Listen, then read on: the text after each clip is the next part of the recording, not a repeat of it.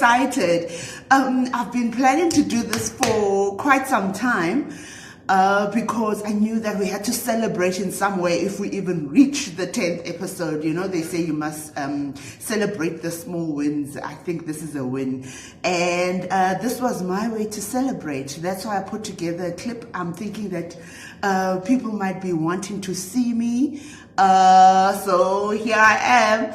And I was advised to do like a YouTube channel where people can see me all the time, but I didn't want to do that because I must always like do something like put on lipstick and make myself look good. And no, I don't really like fussing on my face or fussing on myself. I just like to wake up and just go, basically. So this is my minimum or maximum, if I can put it like that, of trying to put myself together to do a celebration of our 10th episode. So really, it's been quite an effort. Guys, to be quite honest, this episode for me was really, really difficult to put together because we're discussing the effects of the unrest, basically what most of us as entrepreneurs are going through at this moment in South Africa, which is very, very tough. So basically, I didn't feel like waking up. I didn't feel like speaking to anybody. I don't want to answer calls.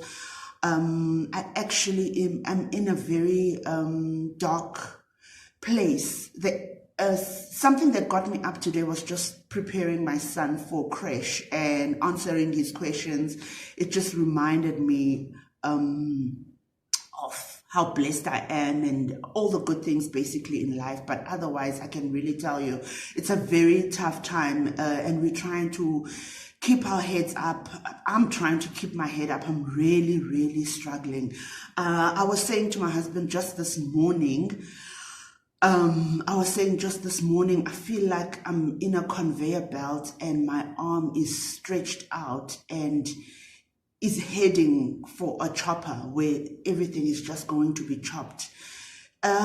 Basically, I'm just going to break down the headings of what we'll be going through today. And like I said, we're going to be going through the effects of the unrest, the things that we are going through as entrepreneurs at the moment, where we are right now, and I think maybe my mistakes or what I could have improved on or what I've learned.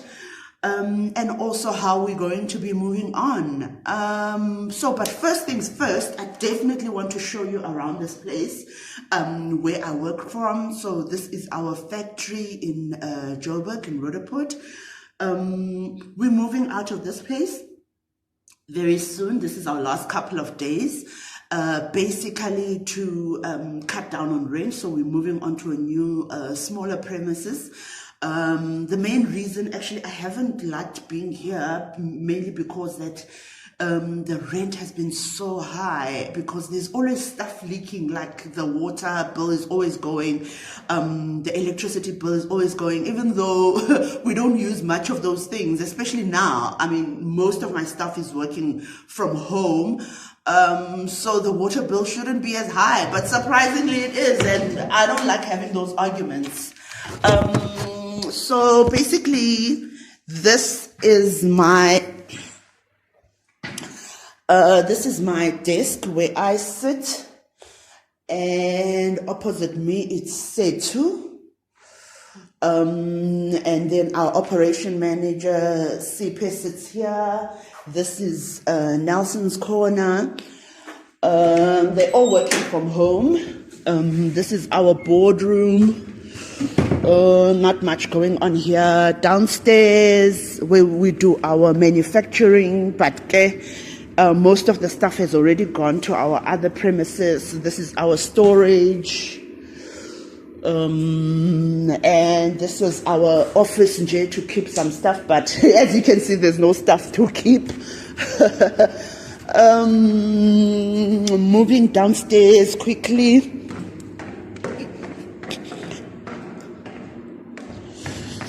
This is the entrance, bathroom, kitchen situation, but not really kitchen. And yeah, we've moved most of our stuff to the next premises. These are our fogging machines. Some of them are around the country in our places that we're fogging at the moment. Bottles. Yeah, so basically this is it. This is the factory. We'll be moving out very soon, like I said, for the reasons that I've explained. But we've been through quite a bit, you know, because of the unrest. It's quite a terrible situation to be in, really. The effects of the unrest have been really, really bad to us. So I want to move on to doing our normal. I actually want to run away from the camera. That's what I want to do. And yeah, I think it's time to say bye-bye to my face, and then we can continue with the podcast. Effects of the unrest on a black business at this time. You guys saw on my tour that our factory has not been looted. We are based in Gauteng, and I actually imagine others that are based in other provinces might be going through the same thing. Main thing is that my business is affected because my customers who are in the CBD of Gauteng can't make payments. My customers can't make their regular expenditures or purchases towards my business, which is really, really a sore point for me. Also, my business has been majorly affected because my staff during that period were not able to commute to come to the factory. We're quite close to Soweto, and some of our staff lives there. So it's been really difficult responding or acting fast when it comes to opportunities. During that time, submissions, some were postponed. They did understand, but strange enough, other places don't understand. I mean, local people are still within South Africa. They still expect us to be on those dates, sitting in Zoom meetings, trying to carry on as if nothing has happened, which for me is very, very strange. The civil unrest has also affected us in terms of payments. Oh, that is a big one. Payments that we were supposed to receive from governments. I'm still awaiting payments from a long time ago. And the explanation that I'm getting is that because of the COVID numbers, the staff is not always there to do payments. And because there is a long hierarchy of approvals for our payments, now they are on hold on the system. This is a big ache for us. That is how the whole thing is affecting us. And as you guys know, I do quite a bit of business internationally. This bad reputation over what has happened is really a very bad sting. You know, people that were really looking up to extending business to us are now dilly-dallying, you know, postponing, thinking about it, whereas when we first started talking, it was all going well. So really it has had some bad effects. And I'm going to move on to the second point, which is the things that we are going through as a black business at the moment, or maybe even any other business at the moment, you know. It's a very tough time, very tough time. But what I want to say is that there's a lot of positivity when it comes to really putting yourself out there. When you do it really good, even though the knocks do come for your business, like you're really faced with hard times, there's always something else to celebrate. Like, for instance, I'm here today to sign a few contracts that we've been awarded, one of them being a national contract, government institution. The celebration is a bittersweet one. because we were able to extend our deep cleaning and fogging services only to a local, close to our local offices in Joburg and Cape Town, and now we've been issued a contract to do it nationally, which is very exciting, something to really celebrate. The only other downside about that is that now we are stretching ourselves out for trying to extend work to nationally, and the blizzard of CVs that we are receiving, really I can't deal well with things like that. That's why we have other people to handle it, because it's not such a huge contract, but you're getting like let's say like 30 people applying for one job. For me, can't take that, because it's like, who do you decline? Fortunately, that decision doesn't sit with me. And also I want to talk about where we are now. With all the positive things, I still have other submissions to make, continuing to put myself out there. I mean, I've gone through the sleepless nights trying to think of other things that we can offer in terms of looking out for my strengths, having the backup of my previous work experience in production plants and so forth. I've also even thought about leaving the country. I've been doubting myself, thinking, this whole thing is a mess. It's probably not working out. But I just feel so stuck, stuck, and also feeling horrible that so many people are relying on you to make it work is so demanding. And but I just have so much more to look forward to, like future projects that I'm busy with. Tomorrow afternoon I'm having a magazine interview. So even though the bad things are happening, there's always some good to look forward to, basically, guys. That's where we are now. And hopefully where other entrepreneurs also are, or even in a better position, much better position. But I've been having conversations with people on the business groups, and it looks like it doesn't look good at all. Looking back, maybe on my mistakes, maybe things I should have done well on, is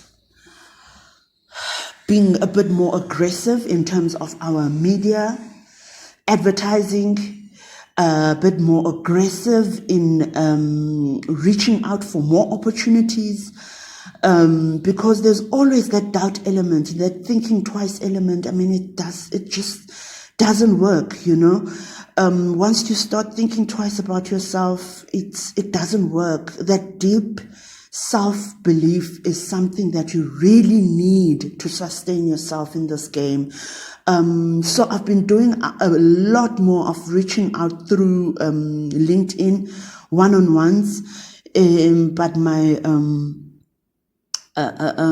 mentor on one of the supplier development programs I'm in, we had a long session yesterday, and he was telling me I need to go a bit more aggressive on the phones, cold calling with my staff, reaching out to a lot more. I mean, what we're offering is at a need at this moment. There's no reason why we should be going through such a tough patch when there's such a huge need for our offerings. And also, I must look out for opportunities of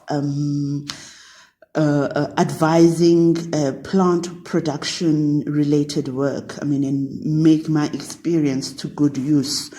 Also a big one, these financial funders hounding at us to take loans, that we're so desperately itching to take, because salaries need to be paid, rent needs to be paid, electricity needs to be paid, despite all the hold-ups from our customers and government institutions. the game needs to go on. We can't be waiting around. But the way that I'm being so engulfed by offerings of funding, it's very suspect. Though I do need it, it is very suspect because, really, no, you don't want to find yourself in a position where when you finally have made it out of the woods and now the contracts are paying and everything is happening well, you need to take all that money and give it back to your funding institutions. No, nobody wants to be in that crappy position. So, so I would think my mistakes are there, and I have availed myself to some of the funding institutions. I think that is a mistake, but I feel like my options are limited at this point. Last point that I really want to focus on is how to move on from here. How to move on. I think it is at the back of my mind right now that inevitably I'm going to succeed. If I keep pushing forward like this, I'm definitely going to succeed. Even though the bad days do come and the tough times do come, ultimately I will succeed. That is something really I feel strongly about. Not because I'm a supernatural human being, but only by consistency. I cannot keep hunting from 2013 for a big break, and it's now 2021 and I don't catch anything. It's just, there's no way. I can't keep pushing for so long. There is eventually gonna come a time where there is a movement that don't move, even in the slightest way. So basically, it's not even, it's logic for me. It's logic. That's what keeps me going. So moving forward is focusing on the positives of the business, focusing on the good things that are happening, the magazine interview, the contracts that we're landing, the opportunities that we're getting in terms of applying for work, applying for funding opportunities, though I do not want to bury myself in funding opportunities that are going to need payback. Grants would be a big win at the moment, though I do know government to be issuing out some grants. We haven't been liking that. For me, in the past instances, it's mostly been a waste of time, mostly a waste of paperwork, and I cannot afford that a wastage at all at this time. I need to be preparing for the success of these contracts that we've landed. I need to be preparing for staff and future work. So I've been doing a lot of reaching out via LinkedIn, and I've been having a couple of very good responses. So basically that is the focus going forward in all three departments, keeping the staff with high morale, keeping them believing in themselves. It's so funny because as a leader, sometimes you start thinking that it's all up to you, trying to keep things in a positive space. But I am finding that it's not necessarily like that. My staff has done a lot to keep me upbeat at this moment. Some of the things I've had to keep from them behind the curtain, just as a protection measure, but mostly very open about, very candid about what's going on in the core of the business, the movements and everything. So I've been very fortunate to have to be upbeat about what is going on at the moment. I realize that a lot more people might be going through a whole lot worse. But I'm fortunate to have wisdom being filtered down to me, even though obviously I don't know 100% of what is going. In fact, I don't know 0% of what is going to be happening going forward. But yeah, guys, I'm going to wrap that up. This episode for me has been a very emotional one. It's one that I didn't want to do. I didn't, like I said right at the beginning, I just didn't feel like talking to anybody. But I mean, there's something when it comes to consistency. I respect consistency. I respect being honest. And for me, fortunately, this has been an outlet. So, episode 9, wrapping up. Thank you very much. I hope you've gained some insight on what is happening currently, on the state of businesses at the moment. And I hope this will be used to your benefit. Thank you very much. Goodbye.